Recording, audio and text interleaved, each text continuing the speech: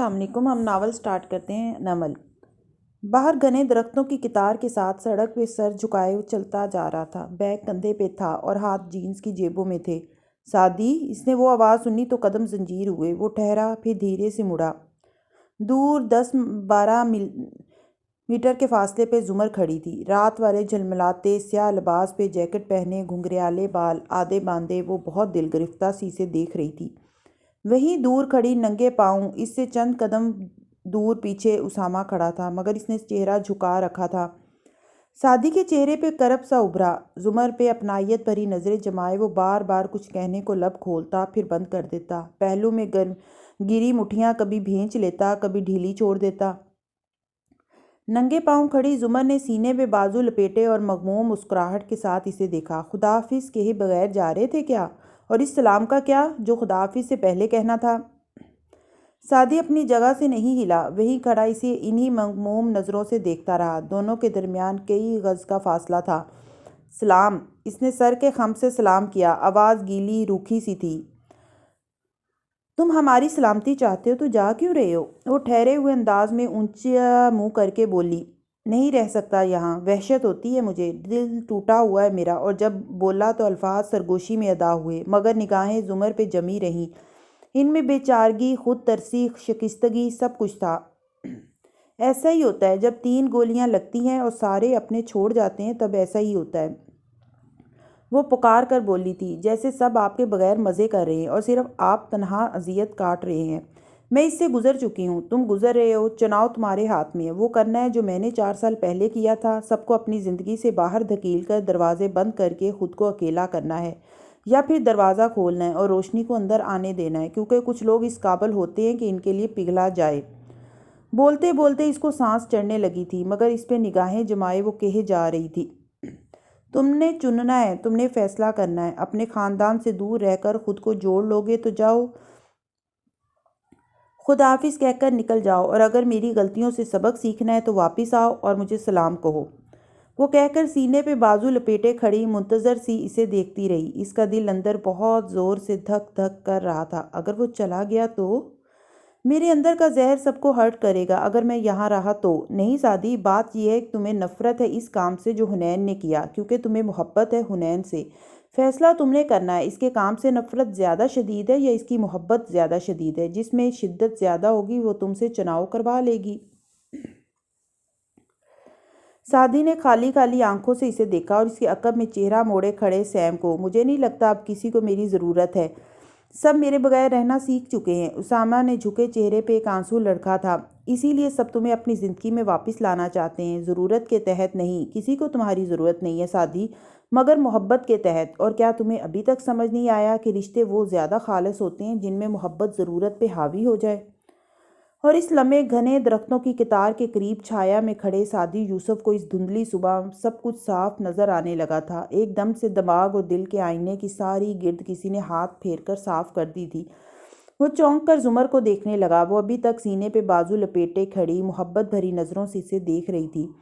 Saadi نے bag نیچے ڈال دیا، پھر قدم قدم چلتا وہ فاصلہ عبور کرنے لگا۔ زمر وہیں کھڑی رہی۔ وہ آگے بڑھتا آیا، یہاں تک اس کے بالکل مقابل آ کھڑا ہوا، پھر بھیگی آنکھیں اٹھائیں اور السلام علیکم کہتے ہوئے اس کے گرد اپنے بازو لپیٹ کر اسے خود سے لگایا۔ میں کہیں نہیں جا رہا، مجھے کہیں نہیں جانا۔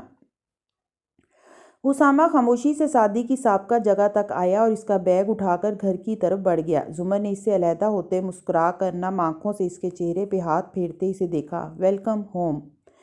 یہ وہ بچہ تھا جس کو اس نے انگلی پکڑ کر چلنا سکھایا تھا، جو رات کو کہانی سنے بغیر نہیں سوتا تھا۔ اسے آج بھی کہانیاں سنانے کی ضرورت پڑتی رہتی تھی۔ وہ صرف باتوں سے سمجھتا تھا، اسے صرف باتوں کا فن آتا تھا۔ اس کو یوں اپنے سامنے دیکھ کر ہسپتال کی رات جب سے وہ کھویا تھا سے لے کے 9 ماہ بعد اس کو یوں اپنے سامنے کھڑے دیکھنا، اس کے بالوں پہ ہاتھ پھیرنا، اسے مسکرا کر تسلی دینا، زمر کو لگ رہا تھا اسے اس کی ساری دنیا واپس مل گئی ہے۔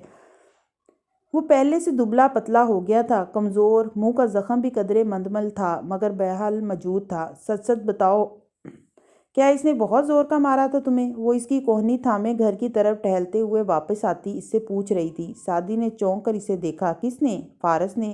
ایسا کچھ نہیں ہے، وہ خفگی سے سر جھٹک کر سامنے دیکھتا چلنے لگا۔ زمر نے گہری سانس بھری۔ اسے کیوں بھول گیا تھا کہ وہ 6 فٹ کا ایک نوجوان تھا جو کبھی اپنے گھر کی عورتوں کے سامنے مار کھانے کا تذکرہ نہیں کر سکتا تھا۔ اتنے عرصے بعد ملے تھے۔ وہ موقع کی مناسبت سے اس سے چھوٹی چھوٹی مگر محتاط سی باتیں کرتی اندر کی طرف بڑھ رہی تھی۔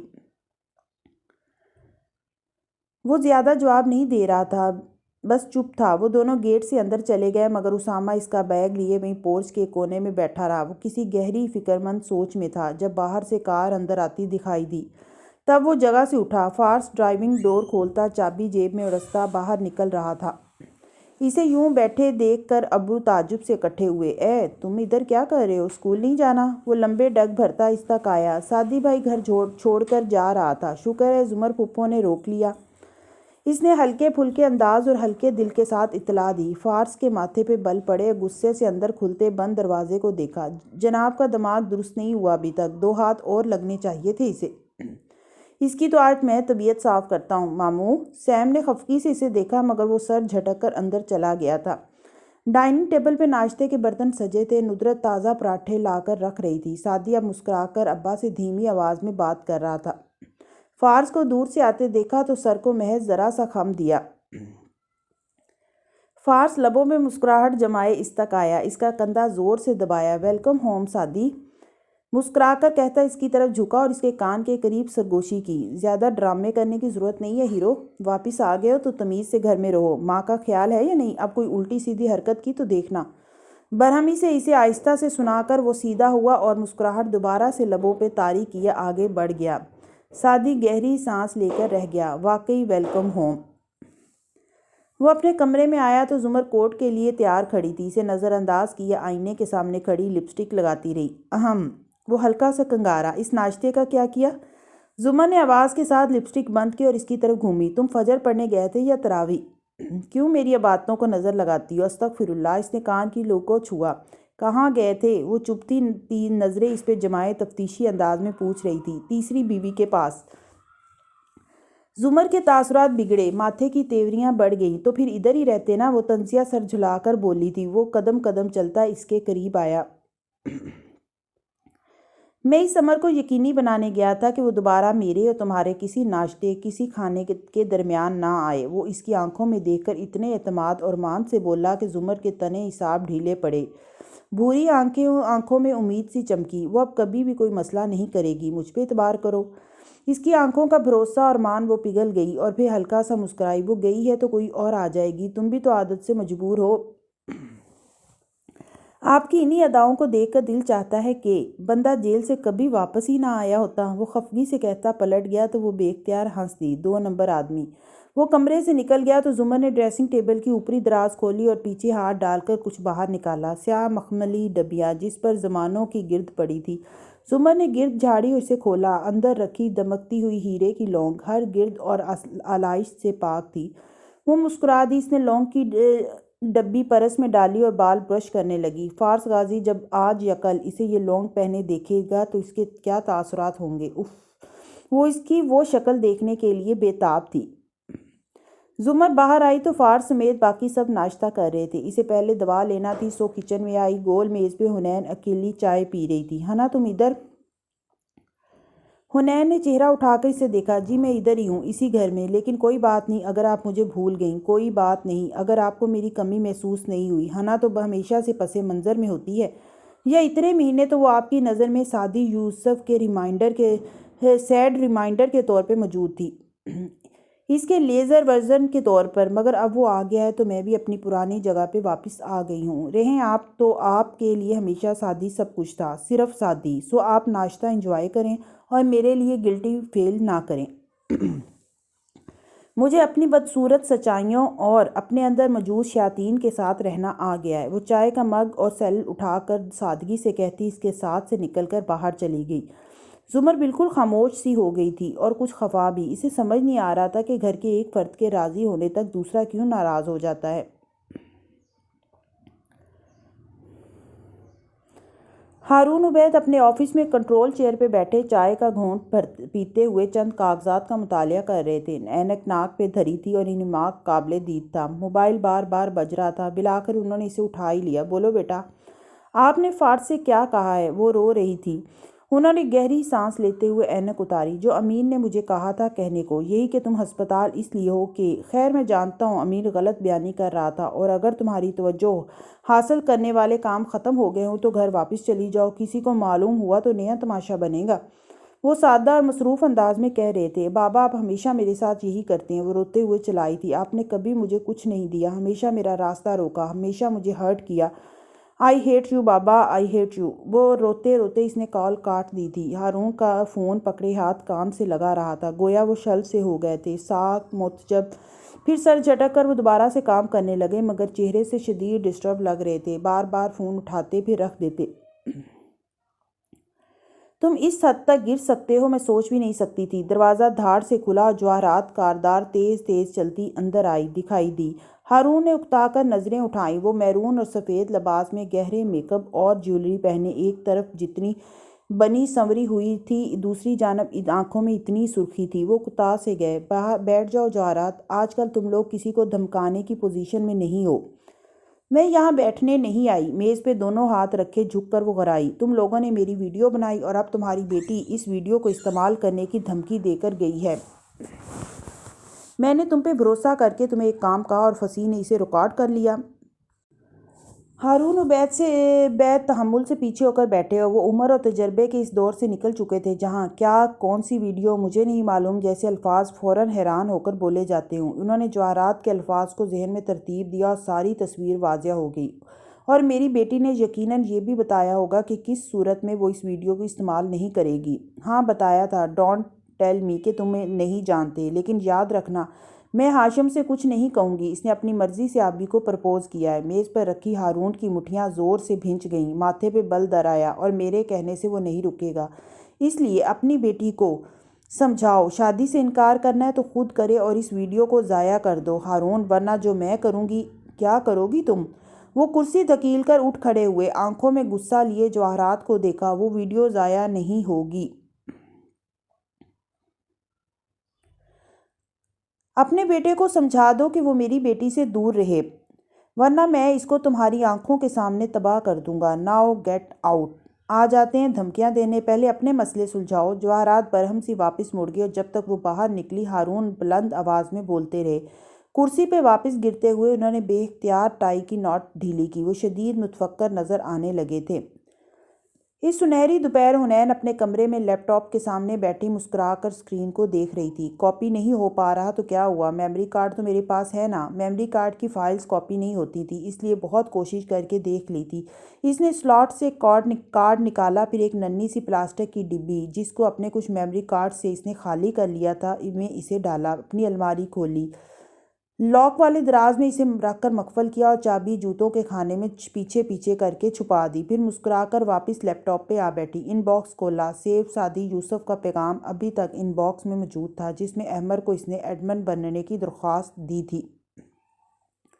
مسکراتے ہوئے حنین نے پیغام ٹائپ کیا، یہ ہے میرا نمبر، مجھے کال کریں پلیز احمر، مجھے سلطان بنگش کے بارے میں بات کرنی ہے۔ پیغام بھیج کر وہ کرسی پہ ٹیک لگائے مزے سے بیٹھ گئی۔ 2 سیکنڈ بعد ہی سین لکھا آ گیا۔ احمر آفس کی راہداری میں 2 افراد کے ساتھ چلتا جا رہا تھا اور کچھ بول بھی رہا تھا جب موبائل بجا۔ چونکہ ہاتھ میں ہی تھا اس لیے اس نے بات جاری رکھتے ہوئے اسکرین کو چھوا۔ پیغام پڑھ کر اس کی زبان رکی، چہرہ فک ہوا۔ ان لوگوں سے معذرت کر کے وہ تیزی سے اپنے آفس کی طرف واپس آیا اور فون کان سے لگایا۔ حنین نے تیسری گھنٹی پہ فون اٹھا لیا تھا۔ کیسے ہیں آپ کارداز کے media manager image consultant Ahmed Shafi صاحب، یا مجھے یوں کہنا چاہیے کہ سلطان؟ وقفہ دیا تو وہ جلدی سے بولا، فضول گفتگو کرنے کی ضرورت نہیں ہے، بتائیے کیا مسئلہ ہے؟ ٹائی ڈھیلی کرتے ہوئے پریشانی سے کہہ رہا تھا، مجھے یہ پوچھنا تھا کہ کیا کارداز ابھی تک ہماری کالز ریکارڈ کر رہے ہیں؟ وہ معصومیت سے بولی، ایسا کچھ نہیں ہے بچے، کوئی آپ کی کالز ریکارڈ نہیں کر رہا۔ اچھا، یعنی پھر ہم تسلی سے بات کر سکتے ہیں۔ میں ایک صاحب کے بارے میں بات کرنا چاہتی ہوں، ان کا نام سلطان تھا۔ حنین پلیز، اس نے پیشانی آستین سے پونجھی۔ سفید چہرہ لیے وہ مضطرب سا فون کان سے لگائے آفس میں ٹہل رہا تھا۔ نہیں احمد شفیع، پلیز تو میں بولوں گی اب 1 گھنٹے کے اندر اندر ہمارے تمام فونز اور کمپیوٹرز کی مانیٹرنگ ختم کر دی جانی چاہیے، ورنہ میں اپنے PTCL سے اپنی پھپھو کو کال کروں گی اور ان کو وہ دلچسپ کہانی سناؤں گی سلطان صاحب والی، اور میں روز یہی کروں گی، روز اپنے ایک رشتہ دار کو کال کر کے ان کو وہ کہانی سناؤں گی۔ اب ہماری کالز ریکارڈ کرنی ہے یا نہیں، یہ فیصلہ آپ کا ہے۔ بائے۔ مسکرا کر کال کاٹی اور احمد فون رکھ کر تیزی سے باہر بھاگا۔ لفٹ میں سوار وہ نچلے فلور تک گیا اور بھاگتے ہوئے راہداری عبور کی۔ ایک آفس کا دروازہ کھولا اور اندر بیٹھے کانوں سے ہیڈ فون لگائے شخص کو "اٹھو، باہر جاؤ" کہہ کر اسے کالر سے اٹھا کر کھڑا کیا اور اس کی جگہ پہ بیٹھا۔ "باہر جاؤ"۔ وہ حیران پریشان سا جگہ سے نہ ہلا تو احمد دھاڑا۔ وہ فوراً باہر لپکا۔ اب احمد تیزی سے کی بورڈ کے بٹن دبا رہا تھا۔ اس کی پیشانی سخت سردی میں بھی پسینے سے تر ہو رہی تھی۔ ہاشم کے آفس میں باوجود سردی کے کسی ہیٹر کی ضرورت نہ تھی۔ ماحول خاصا گرما گرم ہو رہا تھا۔ ہاشم نے برے موڈ کے ساتھ فون رکھا اور سامنے بیٹھی جواہرات کو دیکھا۔ SHO کا تبادلہ ہو گیا ہے، وہ کچھ سوچتے ہوئے بولا، اور یہ یقیناً صاحبزادی صاحبہ نے کروایا ہوگا۔ جواہرات فکرمندی سے آگے ہوئی۔ وہ اسی صبح والے لباس میں تھی اور بے حد مضطرب لگ رہی تھی۔ گہرے میک اپ کے باوجود وہ بوڑھی لگنے لگی تھی۔ کوئی فرق نہیں پڑتا، نوشیروان کو کوئی گرفتار نہیں کر سکتا۔ ہاشم نے ناک سے مکھی اڑائی۔ تم اس کی ضمانت قبل از گرفتاری کروا لو پھر بھی۔ ممی کیا ہو گیا؟ یہ نان بیلیبل آفنس ہے، یہ ضمانت نہیں ہو سکتی۔ ہو سکتی ہے، تم نے رانا برکت والے کیس میں کروائی تھی نا ممی، وہ غیر معمولی حالات تھے، وہاں بہت سی جائز وجوہات تھیں، یہاں نہ ہو سکتی ہے، نہ اس چکر میں پڑنے کی ضرورت ہے۔ آپ بے فکر رہیں، کوئی شیرو کو گرفتار نہیں کرے گا، ہاشم نے اس کی آنکھوں میں دیکھ کر پورے وثوق سے کہا۔ جواہرات نے مضطرب سا پہلو بدلا۔ وہ تب سے کمرے میں بند ہے۔ ہاشم تم اس کی فکر کرو، فی الحال ہم کتنے کرائسس میں ہیں۔ ہاشم نے چونک کر اسے دیکھا۔ کیا مطلب؟ میں اس کی فکر کروں؟ کر تو رہا ہوں، میں ہی تو کر رہا ہوں، مگر آپ کے یہ الفاظ کہاں سے آ رہے ہیں؟ ہاں؟ اس نے ایک تیز گہری نظر ماں پہ ڈالی۔ جواہرات نے چائے کا کپ آہستہ سے پرچ میں رکھا اور الفاظ ڈھونڈے، آبی والے معاملے کو کچھ عرصے کے لیے ملتوی کر کے۔ 1 منٹ ممی۔ اس نے سختی سے ہاتھ اٹھا کر اسے روکا۔ جواہرات کی سانس تک اٹک گئی۔ میں نے اس کو پرپوز اس لیے نہیں کیا تھا کیونکہ آپ مجھے بار بار ترغیب دلاتی تھی، میں نے یہ فیصلہ اپنی وجہ سے کیا تھا۔ میری بھی ایک زندگی ہے جسے میں آپ لوگوں کی غلطیاں درست کرنے میں ختم نہیں کر سکتا۔ وہ معاملہ جہاں ہے وہیں رہے گا، اس کے بارے میں کچھ کہنے کی ضرورت نہیں ہے۔ جواہرات نے آہستگی سے اس بات میں سر ہلایا، البتہ اس کی رنگت پھیکی پڑ چکی تھی، وہ بے حد شکست خوردہ نظر آ رہی تھی۔ وہ پرس اٹھائے آفس سے باہر نکلی تو احمد چلا آ رہا تھا۔ وہ اس کے ساتھ سے گزرنے لگی تو احمد نے قریب ہو کر سرگوشی کی۔ مسز کاردار، میں یوسف کے فون ٹیپ ہٹوا رہا ہوں۔ جواہرات نے چونک کر اسے دیکھا، پھر آنکھوں میں غصہ در آیا۔ یہ ہر کوئی اپنی من مانی کب سے کرنے لگا ہے، تم ہاشم سے پوچھے بغیر؟ مسز کاردار، وہ نرمی سے سرگوشی میں بولا، وہ لڑکا سعدی، وہ کال کر کے کسی سے خاور کی بات کر رہا تھا، خاور کو پھنسانے کی، آپ کا نام لے رہا تھا، میں اسی لیے ٹیپ ہٹوا رہا ہوں۔ بے فکر رہیں، میں آپ کا وفادار ہوں، سمجھانے والے انداز میں وہ بولا تو جواہرات گہری سانس لے کر رہ گئی۔ رنگت مزید پھیکی پڑی۔ ہر طرف سے گھیرا تنگ ہو رہا تھا، ہر شخص ٹائم بم بنا ٹک ٹک کر رہا تھا۔ ٹھیک ہے، تم نے درست کیا، ویسے بھی اب کال ٹیپنگ کی ضرورت نہیں رہی ہے، وہ تھکے تھکے سے انداز میں کہہ رہی تھی۔ احمد نے غور سے اسے دیکھا۔ مسز کاردار، پریشان مت ہوں، میں آپ کے ساتھ ہوں۔ راہداری میں باریک ہیل سے چلنے کی آواز آئی تو وہ دونوں جو قدرے الگ تھلگ کھڑے تھے چونک کر دیکھنے لگے۔ سامنے سے شہرین چلی آ رہی تھی، رنگ برنگے کپڑوں میں ملبوس، بالوں کو الٹے سیدھے فیشن کے مطابق باندھے۔ وہ ان کو نظر انداز کر کے ہاشم کے آفس کی طرف بڑھ گئی۔ جواہرات کی چبھتی نظروں نے دور تک اس کا تعاقب کیا۔ احمد، مجھے خاور سے نجات چاہیے، وہ بے بسی سے دبی دبی آواز میں کہہ رہی تھی۔ ہاشم کہہ رہا تھا، اس نے کال کی ہے، اس کو ہمیں کچھ کرنا ہوگا احمد۔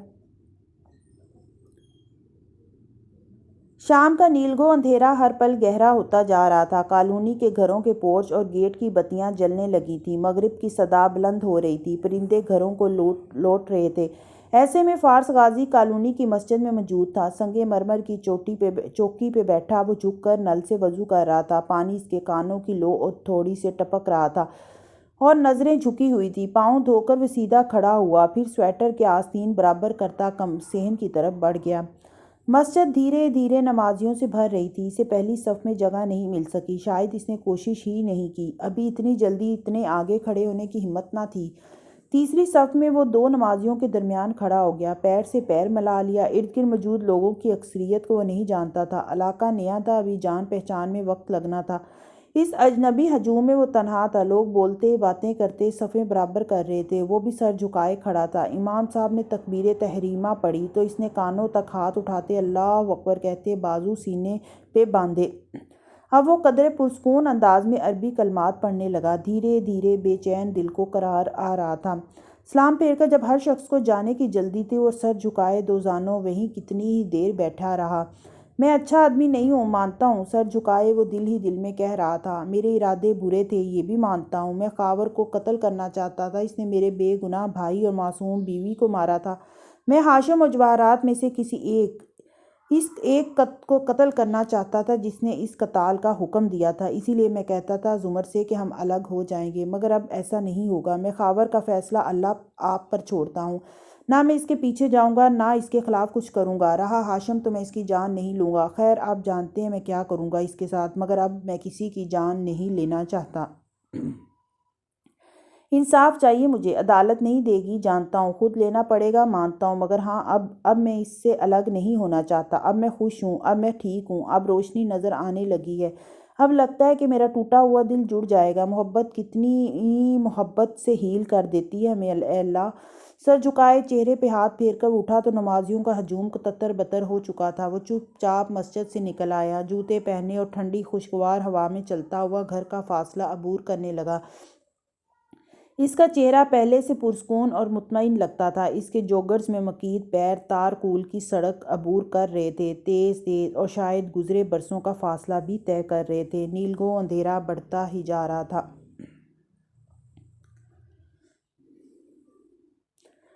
تارے آسمان پہ نمودار ہونے لگے تھے، ٹھنڈے میٹھے تارے۔ وہ دونوں سینما کے ہال میں موجود تھے، اندھیر کرسیوں پہ پیچھے کو ٹیک لگائے، وہ کان کی لو مسلطن نگاہیں اسکرین پہ جمائے ہوئے تھا۔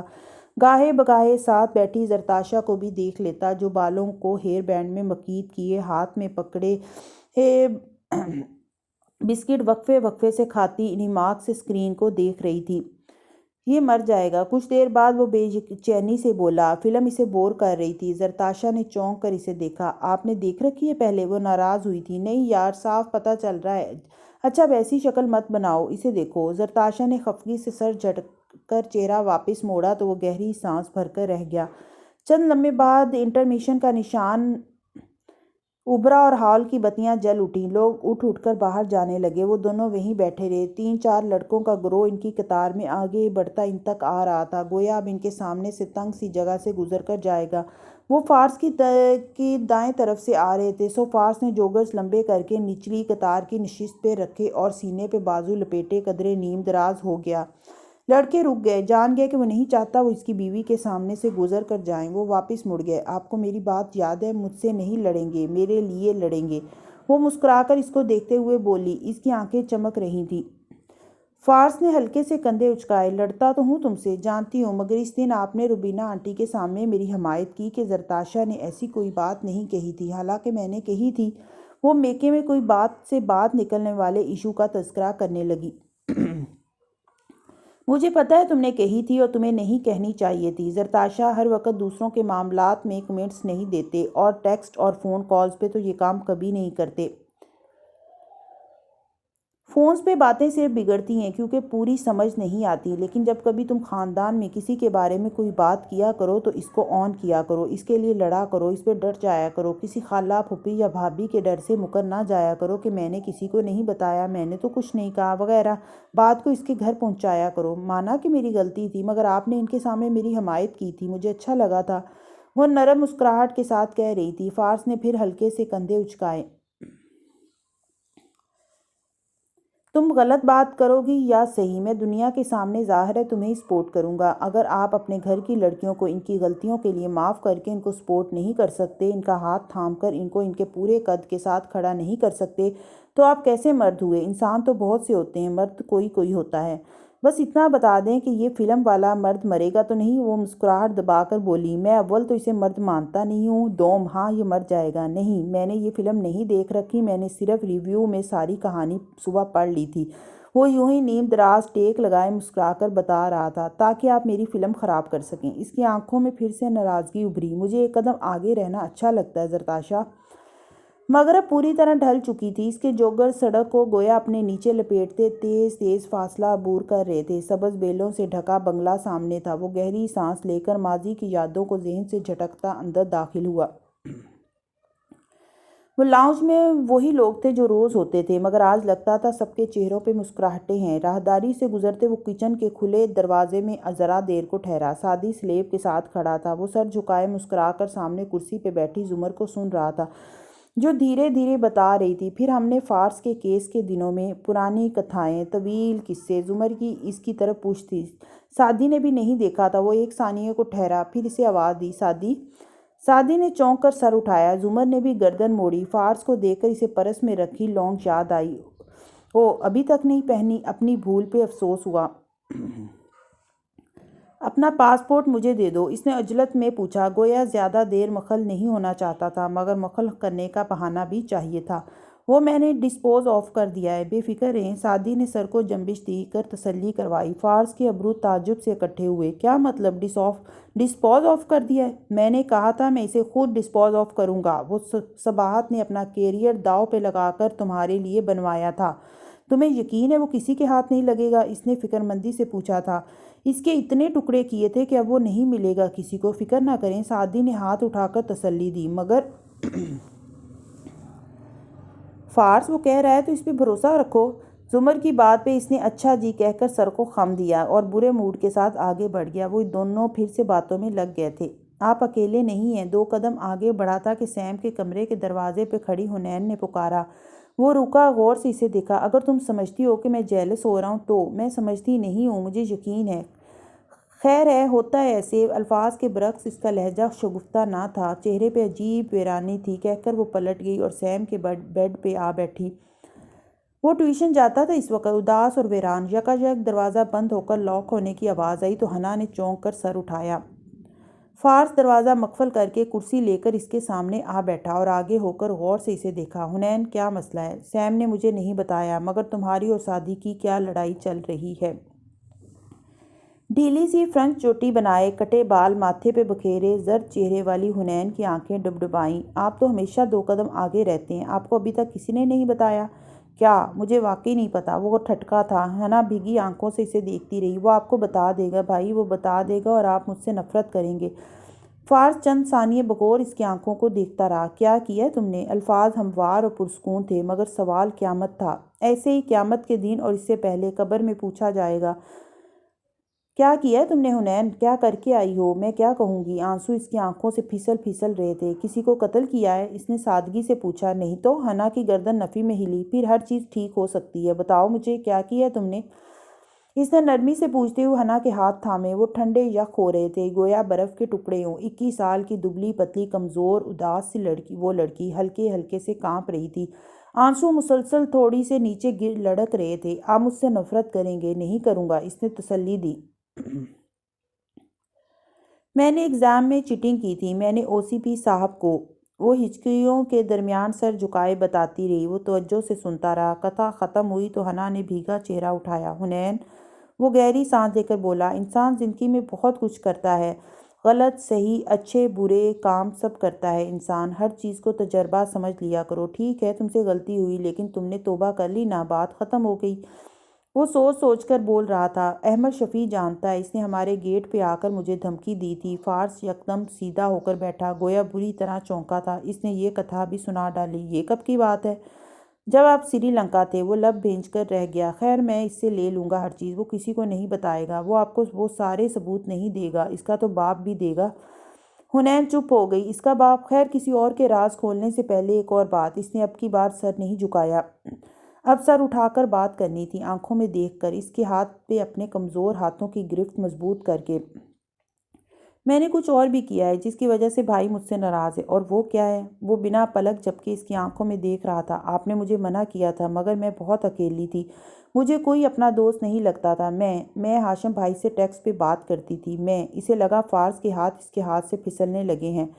وہ ہلکا سا چونکا تھا، ڈھیلے اعصاب تن گئے تھے۔ حنین نے اپنے پسینے میں ڈوبے ہاتھوں سے اس کے ہاتھ پہ گرفت مضبوط کر دی۔ میں ان ہاتھوں کو وہ نہیں چھوڑ سکتی تھی، وہ نہیں کھو سکتی تھی۔ آئی ایم سوری، مجھے نہیں پتا تھا میں کیا کر رہی ہوں۔ میں ان کو پسند کرنے لگی تھی۔ آئی ایم سو سوری، میں کبھی ان سے ملنے نہیں گئی، انہوں نے بلایا تب بھی نہیں۔ وہ سعدی بھائی کے ساتھ تھے، بھائی کو ٹارچر کرنے کے لیے مجھے کال کر رہے تھے۔ بھائی اسی لیے خفا ہے مجھ سے۔ میں نہیں گئی مگر کئی ماہ ان سے بات کرتی رہی، ٹیکسٹ پہ، ایک دو دفعہ کال پہ، مگر میں ان سے بات کرتی رہی۔ مجھ سے غلطی ہو گئی ماموں، میں غلط راستے پہ چلی گئی تھی، میں بہت بری ہوں۔ وہ اسے دیکھتے ہوئے روتے ہوئے کہہ رہی تھی، آنسو اس کے ہاتھوں پہ بھی گر رہے تھے، یا شاید وہ پسینہ تھا، مگر وہ ابھی تک مضبوطی سے اس کو تھامے ہوئے تھی۔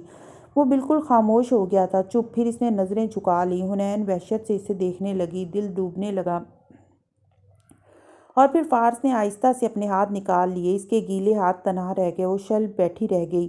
وہ اپنی جگہ سے اٹھا اور کھڑکی میں جا کھڑا ہوا، باہر پھیلتے اندھیرے کو دیکھا اور وہ کچھ سوچ رہا تھا۔ حنین نے اپنی خالی ہاتھ اپنے تہی دامن میں رکھ لیے، ساری دنیا ویران ہو گئی تھی۔ تم نے کبھی اسے کہا کہ تم اس کو پسند کرتی ہو؟ وہ کھڑکی سے باہر دیکھتا پوچھ رہا تھا۔ آواز آہستہ تھی، بہت آہستہ۔ انہیں اندازہ ہوگا وہ ہاشم کاردار ہیں۔ میں نے پوچھا، تم نے اسے کہا یا نہیں کہا؟ وہ اب حنا کی طرف گھوما، وہ یک ٹک اس چہرہ اٹھا کر اسے دیکھنے لگی۔ فارس نے آنکھیں بند کر کے گہری سانس باہر خارج کی اور پھر واپس کرسی کی طرف آیا۔ سنو حنین، وہ سنجیدگی سے اس کے سامنے بیٹھا کہنے لگا، انسان کا پسند ناپسند پہ اختیار نہیں ہوتا، وہ اس کے بعد کیا کرتا ہے اس پہ اختیار ہوتا ہے۔ میں نے بھی جیل میں اچھے برے بہت سے کام کیے ہیں۔ اتنی عمر ہو چکی ہے کہ اب میں ایک چھوٹی بچی کو جج نہیں کر سکتا۔ میں اس بات کو دوبارہ ڈسکس بھی نہیں کرنا چاہوں گا۔ مجھے اب صرف اس بات کی پرواہ ہے کہ وہ کورٹ میں کیا پیش کرے گا۔ کورٹ؟ حنا نے ناسمجھی سے اسے دیکھا۔ کون سا کورٹ؟ اگر کوئی ٹرائل ہوا تو وہ تمہیں کورٹ میں بلائے گا اور تمہارے سارے میسیجز پرنٹ کر کے وہاں پیش کرے گا۔ آئی ایم سوری حنا، اگر میں کبھی تمہیں یہ یقین نہیں دلا سکا کہ تم اکیلی نہیں ہو، کہ تم مجھ پہ اعتبار کر سکتی ہو، لیکن اب جو ہونا تھا ہو گیا۔ مجھے اچھا نہیں لگا مگر میں تمہیں جج نہیں کروں گا۔ کوئی بھی چیز میرے دل میں تمہاری محبت کم نہیں کر سکتی، اور ابھی میں بھی کچھ بتاؤں گا تمہیں تاکہ یہ ثابت کر سکوں کہ میں بھی تم پہ اعتبار کرتا ہوں، مگر پہلے مجھ پہ بھروسہ کرو اور بتاؤ کہ ان میسیجز میں کیا تھا، تم اس سے کیا بات کرتی تھی۔ اس نے دوبارہ سے حنا کے ہاتھ تھام لیے تھے اور وہ اس سے پوچھ رہا تھا، نہ نرمی سے نہ سختی سے، ضبط اور تحمل سے، مگر حنین اسے نہیں دیکھ رہی تھی، وہ یک ٹک گم سم سی خلا میں دیکھ رہی تھی۔ عرصے بعد ایک گتھی سلجھ گئی تھی، ایک گرہ کھل گئی تھی، ایک سرا ہاتھ میں آ گیا تھا۔ وہ سوال قیامت تھا اور جواب بھی قیامت سے کم نہ تھا۔ اگلے 24 گھنٹے کہاں غائب ہوئے پتہ ہی نہیں چلا۔ ایک دن طلوع ہو کر ڈھل بھی گیا اور چھاتے اندھیرے نے دیکھا نوشیروان کاردار اس خوبصورت بنگلے کا دروازہ کھول کر اندر داخل ہو رہا ہے جو کلب کے طور پر استعمال ہوتا تھا۔ ادھر ادھر ٹولیوں کی صورت میں لوگ بیٹھے تھے، ٹہلتے لڑکے لڑکیاں، سرو کرتے ویٹرز، ہر کسی نے آنکھ اٹھا کر نظر بچا کر اسے دیکھا تھا۔ وہ بڑے دن بعد نہا دھو کر تیار سا، پرفیوم کی مہک میں بسا، گلاسز آنکھوں پہ چڑھائے منہ میں چیونگم چباتا چلا آ رہا تھا۔ بار کاؤنٹر کا سٹول کھینچ کر بیٹھا اور سیل فون نکالتے ہوئے بار ٹینڈر کو اپنا آرڈر بتایا۔ سن گلاسز اتار کر گریبان پہ اٹکائیں اور اسکرین پہ انگلی پھیرتا نیوز فیڈ چیک کرنے لگا۔ سرگوشیوں اور اونچی باتوں میں اسے اپنا نام واضح سنائی دے رہا تھا۔ وہ نظر انداز کر کے مشروب کے گھونٹ بھرنے لگا۔ اب وہ نہیں چھپے گا، نہیں ڈرے گا۔ کون یقین کرے گا کہ اس نے کسی کو مارنا چاہا ہے؟ چند دن میں لوگ بھول بھال جائیں گے۔ دفتن اسے احساس ہوا کہ کوئی اس کے پیچھے آ کھڑا ہوا ہے۔ شیرون نظر انداز کیے گھونٹ بھرتا موبائل دیکھتا رہا۔ وہ کسی سے بات کرنے کے موڈ میں نہیں تھا، مگر دھیرے دھیرے ایک عجیب سا احساس رگوں پے میں سرایت کرنے لگا۔ کلب میں چھاتی غیر معمولی خاموشی، جیسے سب سرگوشیوں میں بول رہے ہوں اور پھر چپ ہو گئے ہوں۔ امریکہ میں ایسے موقعوں پہ مرینڈا رائٹس پڑھ کر سنائے جاتے ہیں۔ آفیسر آف لا کہتا ہے کہ تمہیں خاموش رہنے کا حق ہے، کیونکہ تم جو بھی کہو گے وہ تمہارے خلاف عدالت میں استعمال ہوگا۔ نوشیروان کاردار بجلی کسی تیزی سے گھوما، اس کی پشت پہ سینے پہ بازو لپیٹے وہ کھڑا تھا، وہ جس کا آسیب اس زیر تعمیر گھر میں بہتے خون سے نکل کر نوشیروان کے اندر آ بسا تھا۔ وہ آج مجسم صورت اس کے سامنے کھڑا تھا، اس کا چہرہ سپاٹ تھا اور آنکھوں میں تپش تھی۔ جیکٹ اور جینز میں ملبوس چھوٹے کٹے بالوں والا لڑکا جس کے منہ پہ زخم کا نشان تھا، اس پہ نظریں گاڑے کہہ رہا تھا، مگر پاکستان میں آرٹیکل 13 ہی کافی ہوتا ہے، دہرانے کی ضرورت پھر بھی نہیں ہے ہمیں، کیونکہ تم خاموشی سے کبھی گرفتاری نہیں دو گے۔ کسی نے کلب کے لاؤنج کی سفید بتیاں جلا دی تھیں، مدھم روشنیوں والا خوابناک ماحول یکدم جیسے تیز روشنی میں نہا گیا تھا۔ بے رحم سفید روشنی نے سب عیاں کر دیا تھا۔ سعدی یوسف کے ساتھ سیاہ وردی والے چند افراد کھڑے تھے۔ نوشیروان کا رنگ پھیکا پڑا، وہ آہستہ سی جگہ سے اٹھا۔ میں سیکشن 161 CRPC کے تحت نوشیروان اورنگزیب کاردار کو اپنا حملہ آور اور اغوا کار نامزد کرتا ہوں۔ مجھے 8 ماہ حبس بیجا میں رکھنے اور جسمانی اذیت، ذہنی اذیت دینے کا ذمہ دار یہی ہے، اور ان کے پاس تمہاری گرفتاری کے وارنٹ ہیں۔ نوشیروان نے فوراً موبائل کی طرف ہاتھ بڑھایا، مگر آفیسر نے اپنی چھڑی اس کے ہاتھ پہ رکھ دی۔ تم لوگ مجھے یوں گرفتار نہیں کر سکتے، میرے بھائی کو بلاؤ۔ وہ سرخ پڑتے چہرے کے ساتھ چلا کر بولا تھا۔ سعدی سینے پہ بازو لپیٹے 2 قدم پیچھے ہٹ گیا۔ ایک سپاہی آگے بڑھا، نوشیروان کے ہاتھ تھامنے چاہے، مگر اس نے رکھ کر سپاہی کے منہ پہ مکہ جڑ دیا۔ ارد گرد تماش بین لڑکے لڑکیوں نے موبائل کیمرے نکال لیے تھے۔ کلک کلک تصاویر اور ویڈیوز بنائی جا رہی تھیں۔ 3 سپاہیوں نے اس پہ حملہ کر دیا تھا اور وہ مزاحمت کرتا رہا، چلاتا رہا، گالیاں دیتا رہا۔ انہوں نے اسے سینے کے بل کاؤنٹر سے لگایا اور ہاتھ پیچھے سے باندھے۔ SHO اب اس کو اس کے حقوق پڑھ کر سنا رہا تھا، اس کے اوپر لگی دفعات کی تفصیل بتا رہا تھا، اور وہ کف اڑاتا، غصے سے خود کو چھڑاتا مسلسل چلا رہا تھا۔ ہر زاویے سے لوگ دلچسپی سے ویڈیو بنا رہے تھے، پولیس والے اس کو لے کر جا رہے تھے، اور سعدی یوسف آخر میں ان سب کے پیچھے چھوٹے چھوٹے قدم اٹھاتا چل رہا تھا۔ مناظر کی عکس بنتی جا رہی تھی، آوازیں و شور بڑھتا جا رہا تھا۔ باہر اسے پولیس وین میں ڈالا جا رہا تھا۔ سعدی وین سے ذرا فاصلے پہ کھڑا تھا، ہاتھ کمر پہ باندھے، وہ سوچتی نگاہوں سے وین کو دیکھ رہا تھا جب SP بخت آور چشتی اس کے ساتھ آ کھڑا ہوا۔ آپ کا شکریہ کہ آپ نے مجھے اس موقع پہ آنے دیا، وہ نرمی سے سر کو خم دے کر بولا۔ سعدی خان، میں ان لوگوں سے نہیں ڈرتا، ہم اپنے علاقے کے پیر ہیں، گدی نشین ہیں، ہمارے ساتھ بہت سے لوگ ہیں۔ صبح عدالت میں پیشی سے پہلے تک نوشیروان کاردار کا بھائی کیا اس کا باپ بھی قبر سے اٹھ کر آ جائے تو اس کو نہیں چھڑا سکتا۔ پھر اس نے سعدی کے کندھے پہ تھپکی دی۔ تمہیں انصاف ضرور ملے گا، ہر پولیس والا ان کی طرح نہیں ہوتا جن سے تمہارا پہلے پالا پڑا ہے۔ تم بے فکر رہو، پولیس اس آدمی کو آج لاک اپ سے نکلنے نہیں دے گی۔ وہ اسے تسلی دے رہا تھا اور سعدی اس پر یقین کرنا چاہتا تھا، مگر جانے کیوں اب کسی پہ یقین نہیں آتا تھا۔ میرا نام ہے سعدی یوسف نے وہ تہلکہ نہیں مچایا تھا جو نوشیروان کاردار کی گرفتاری کی ویڈیو نے مچا دیا۔ چند منٹوں میں وہ ویڈیو نیوز چینلز پہ نشر ہونے لگی، مختلف زاویوں سے لیے گئے واضح شاٹس۔ جیسے جیسے اسکرین پہ چلتے گئے، کاردار اینڈ سنز کے شیئرز کی مارکیٹ ویلیو گرنے لگی۔ ہاشم کاردار کی 75 سے زائد ملکی کمپنیوں سے ایک دم سرمایہ کھینچا جانے لگا، اور پہلی دفعہ ہاشم کو احساس ہوا کہ پانی سر سے اوپر ہو رہا ہے۔ وہ ہارون عبید کے ساتھ وکلا کا ایک وفد لیے اس وقت تھانے میں موجود تھا، نخوت اور غرور سے ٹانگ پہ ٹانگ چڑھا کر بیٹھا۔ تلخی سے SP بخت گیلانی سے مخاطب تھا۔ بحث، دھمکیاں، باتیں، سب گرما گرم ماحول میں بلند آواز میں ہو رہی تھی۔ سامنے والا بھی اپنے علاقے کا پیر تھا، اونچی گدی کا عادی تھا، گردن اس کی بھی نہیں جھکتی تھی، صرف نفی میں ہلتی تھی۔ اوپر سے دباؤ ہے کاردار صاحب، اب میں اس کو نہیں چھوڑ سکتا، صبح فیصلہ عدالت میں ہوگا۔ ساری زندگی دیکھی ہیں میں نے عدالتیں، دلچسپ بات یہ ہے کہ ویڈیو میں تو اس لڑکے نے ہم دونوں کا نام بھی لے لیا تھا، پھر حتمی FIR میں صرف میرے بھائی کو نامزد کیوں کیا؟ ان کی بحث جاری تھی۔ FIR کے مطابق صرف نوشیروان کاردار ذمہ دار تھا سعدی کے اوپر کیے گئے تمام مظالم کا۔ باہر سرد راہداری میں وہ دونوں کھڑے تھے، زمر اور سعدی، دونوں خاموشی سے گہری ہوتی رات کو دیکھ رہے تھے۔ ہم ہاشم اور ہارون عبید کو کیوں نامزد نہیں کر رہے؟ وہ یہ بات سمجھ نہیں پا رہا تھا۔ ہاتھ والا پرندہ جھاڑی والے 2 پرندوں سے بہتر ہوتا ہے، بجائے اس کے کہ وہ تینوں کمزور کیس کی وجہ سے بری ہو جائیں۔ ہم صرف نوشیروان پہ فوکس کرتے ہیں، اس کے خلاف مضبوط کیس بناتے ہیں۔ اس کو سزا ملی تو ہاشم جیتے جی مر جائے گا، لیکن وہ پھر بھی آزاد گھومے گا۔ سعدی نے تلخی سے سر جھٹکا۔ اسی پل سامنے سے 2 سپاہی نوشیروان کو ہتھکڑی لگائے چلے آ رہے تھے۔ اس کے چہرے پہ بے چینی تھی اور آنکھوں میں غصہ۔ سر جھٹک کر منہ میں کچھ بڑبڑاتے ہوئے چلتا جا رہا تھا۔ دفتر ان دونوں کو ستون کے ساتھ کھڑے دیکھ کر رکا۔ میں سمجھا تھا مسز عمر کہ آپ مختلف ہوں گی، مگر آپ سب ایک جیسے ہیں۔ تم اپنے وکیل کی غیر موجودگی میں ہم سے بات نہیں کر سکتے۔ زمر نے سعدی کے سامنے بازو پھیلا کر گویا دونوں کے درمیان آڑ سی بنائی۔ تم نے مجھ پر گولیاں چلائی تھی۔ سعدی بھی بچھڑ کر گرایا۔ تم نے مجھے گالی دی تھی تو گالی سے جواب دیتے نا، گولی سے کیوں دیا؟ وہ اونچی آواز میں بولا تھا۔ نوشیرما، تم اپنے وکیل کی غیر موجودگی میں ہم سے بات نہیں کر سکتے، اسے لے جائیں۔ وہ تحمل سے سعدی کے سامنے آ کھڑی ہوئی اور سپاہیوں کو ہاتھ کے اشارے سے جانے کا کہا۔ وہ نوشیرما کو ساتھ لے جانے لگے، مگر وہ مڑ مڑ کر سرخ چہرے سے اسے دیکھتا مغلظات بکے جا رہا تھا۔ میں تم سب کو دیکھ لوں گا، عدالت میں تمہارے سب گھر والوں کو گھسیٹوں گا، تمہاری بہن کو گھسیٹوں گا۔ سعدی کی مٹھی بھینچی، اس نے دانت پیسے، تنفس تیز ہوا، مگر زمر نے نرمی سے اس کے کندھے پہ ہاتھ رکھا۔ اس کی باتیں مت سنو، نظر انداز کرو۔ آپ نے سنا نہیں وہ کیا بکواس کر رہا تھا؟ اس کی رنگت متغیر ہوئی، چہرے پہ بے بسی در آئی تھی۔ جب عدالتوں میں معاملے چلے جاتے ہیں نا سعدی، تو پھر یہ تو ہوتا ہے، اس سے بھی زیادہ برا ہوگا۔ کیا تم واپس مڑنا چاہتے ہو؟ کبھی نہیں۔ اس نے پورے عزم سے نفی میں سر ہلایا۔ گڈ، میں تمہارے ساتھ ہوں۔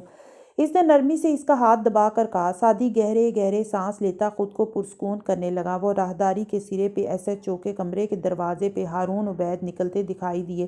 وہ وہیں رک کر زمر کو دیکھنے لگے۔ زمر نے جواباً سعدی کو دیکھا۔ تم گاڑی میں بیٹھو، میں آتی ہوں۔ جاؤ نا۔ وہ اپنے ذہنی خلفشار سے نہیں نکل پایا تھا، سو مضطرب الجھا سا آگے بڑھ گیا۔ تب ہارون قدم قدم چلتے ستون کے قریب آ ٹھہرے۔ کلف لگی شلوار قمیض میں ملبوس وہ چہرے پہ سوچ کی لکیروں کے باعث غیر مطمئن لگتے تھے۔ مسز عمر، میں نے آپ سے کہا تھا ہم دوبارہ ملیں گے۔ زمر نے بازو سینے پہ لپیٹ لیے اور تحمل سے ان کو سننے لگی۔ آپ مجھے تھکی ہوئی لگ رہی ہیں، یہ مسئلے بہت تھکا دینے والے ہوتے ہیں۔ بلا شبہ ایسا ہی ہے، لیکن میں 8-10 سال سے روز ایسے مسئلے نپٹاتی آئی ہوں، سو آپ میرے لیے فکر مند نہ ہوں۔ وہ پرسکون سی بولی۔ مسز عمر، انہوں نے اب کے ترہم سے اسے دیکھا، مجھے آپ سے ہمدردی ہے اور میں آپ کی مدد کرنا چاہتا ہوں، کیونکہ میری مدد کے بغیر یہ کیس کبھی عدالت میں نہیں چل سکتا۔ آپ جج کو خرید بھی لیں تب بھی۔ ہاشم، وہ مزید قریب ہوئے۔ آواز اب سرگوشی میں بدل گئی تھی اور نظریں زمر پہ جمی تھیں۔ کبھی تاریخیں نہیں لینے دے گا آپ کو، تاریخ پہ تاریخ دیتا جائے گا، لٹکاتا جائے گا۔ 12-13 سال تک کیس چلے گا، ہر سال میں 2 پیشیاں ہوں گی، گواہ مر کھپ جائیں گے، سرکاری ریکارڈ کھو جائے گا، اخبارات و میڈیا اس قصے کو بھول چکا ہوگا۔ 13 سال آپ تو لڑیں گی اور آپ لڑ سکتی ہیں، لیکن آپ کا یہ پیارا سا معصوم سا بچہ نہیں لڑ سکے گا۔ آپ کو ابھی اندازہ نہیں ہوا، مگر وہ ذہنی طور پہ نارمل نہیں رہا۔ وہ یا تو تنگ آ کر خودکشی کر لے گا یا کسی دن جا کر ہاشم کو گولی مار دے گا۔ وہ اتنا لمبا انتظار نہیں کرے گا مسز عمر۔ زمر کی آنکھوں میں کرچیاں ابھری، مگر گردن مزید اکڑ گئی۔ یہ آپ کا مسئلہ نہیں ہے، انہی کے انداز میں بولی، مگر آپ کا تو ہے نا، اور وہ کیا ہے کہ مجھے آپ سے ہمدردی ہے۔ وہ نرمی سے ذرا جھک کر بولے تھے۔ 13 سال چلیں، 10 سال بعد آپ کے ہاتھ میں کیا ہوگا؟ اولاد تو آپ کی ہو نہیں سکتی، میں واقف ہوں۔ زمر کی آنکھوں میں سرخی ابھری۔ لیکن جو بچے آپ کے لیے اولاد کی طرح ہیں وہ رل جائیں گے، وہ کبھی دوبارہ زندگی شروع نہیں کر سکیں گے۔ آپ مجھ سے کیا چاہتے ہیں؟ میں چاہتا ہوں کہ میں ہاشم کو راضی کر لوں اور وہ کیس لڑنے کے لیے تیار ہو جائے۔ بار ایسوسی ایشن کے صدر کو پولیس گولیاں مارتی ہے تو سارے وکیل اکٹھے ہو جاتے ہیں، پولیس کے خلاف کیس لڑتے ہیں اور 6-7 ماہ میں قاتلوں کو سزا دلواتے ہیں۔ 6-7 ماہ میں زمر صاحبہ فیصلہ آ جاتا ہے، وہ بھی پولیس کے خلاف۔